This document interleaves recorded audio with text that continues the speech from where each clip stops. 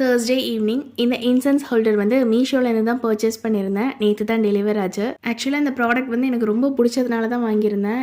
Daily எங்கள் வீட்டில் bucket போடுறது வழக்கம். ஸோ மேலேருந்து புகை வரப்போ பார்க்குறதுக்கே அவ்வளோ நல்லா இருந்துச்சு. நைட்டு டின்னருக்கு என்ன பண்ணலான்னு பார்க்கும்போது ஆஃப்டர்நூன் பண்ண ப்ரான்ஸ் கிரேவி இருந்துச்சு. ஸோ ரொம்ப கம்மியாக இருந்ததுனால இதை வச்சு வேறு ஏதாவது பண்ணிக்கலாம் அப்படின்ட்டு நான் சேமியா எடுத்துட்டேன். ஸோ ஃபர்ஸ்ட் அந்த ப்ரான்ஸ் கிரேவியை வந்து நல்லா கொதிக்க வச்சு எடுத்துக்கிட்டேன். 1 கப் அளவுக்கு நான் சேமியா எடுத்துக்கிறதுனால 1/2 கப் அளவுக்கு தண்ணி கரெக்டாக இருக்கும். ஸோ அதையும் ஆட் பண்ணிவிட்டு நல்லா கொதிக்க வச்சுட்டேன். அது கூடவே 2 டீஸ்பூன் அளவுக்கு கோகோனட் மில்க் பவுடர் ஆட் பண்ணிக்கிறேன். இதுக்கு பதிலாக நீங்கள் கோகோனட் மில்க் கூட ஆட் பண்ணிக்கலாம். தேவையான அளவுக்கு சில்லி பவுடர், உப்பு ரெண்டுமே ஆட் பண்ணிக்கிட்டேன். ஆட் பண்ணதுக்கப்புறமா சேமியாவை அதில் போட்டுட்டு கொஞ்சமாக மிக்ஸ் பண்ணிவிட்டு ஒரு 10 மினிட்ஸ்க்கு வந்து மீடியம் ஃப்ளேமில் நான் வந்து குக் பண்ணி எடுத்துக்கிட்டேன். இது பண்ணுறதுக்கு எனக்கு வெறும் 15 நிமிஷம் தான் ஆச்சு. இதே மாதிரி நீங்கள் சிக்கன் கிரேவி இல்லைனா மட்டன் கிரேவியில் கூட ட்ரை பண்ணி பார்க்கலாம். டேஸ்ட் வந்து உண்மையிலேயே சூப்பராக இருந்துச்சு. ஆனஸ்ட்டாக சொல்லணும்னா எனக்கு சேமியா சாப்பிட்றது சுத்தமாகவே பிடிக்காது. பட் நான் நேற்று விரும்பி சாப்பிட்டேன். எனக்கு ரொம்ப பிடிச்சிருந்துச்சு.